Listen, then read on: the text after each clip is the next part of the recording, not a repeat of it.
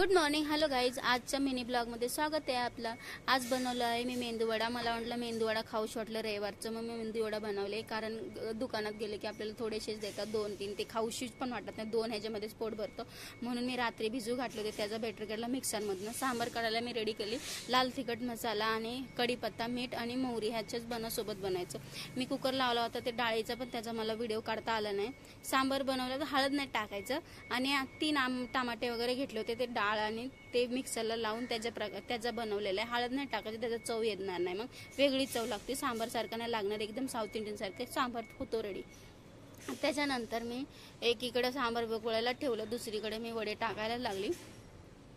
वडे असे फुललेत बघा, टम्म बिम्म असं मस्त फुललेत. आमच्या घरात सगळ्यांना आवडतात वडे, मला पण फार आवडतं. सकाळचा नाश्त्यासाठी बनवले होते वडे. उडीद रात्री भिजू घातले की होतं सकाळी. असं की नाही की सकाळी दिवसभर भिजू घालायचं, तसं काही नाही. एकदम असं टम्म फुगले, स्विमिंग पूलमध्ये गेल्यासारखं बुडलेले आहेत ते, त्या प्रकारे मस्तपैकी. त्याच्यानंतर मी त्यांना पलटी मारले बघा. पलटी मारल्यानंतर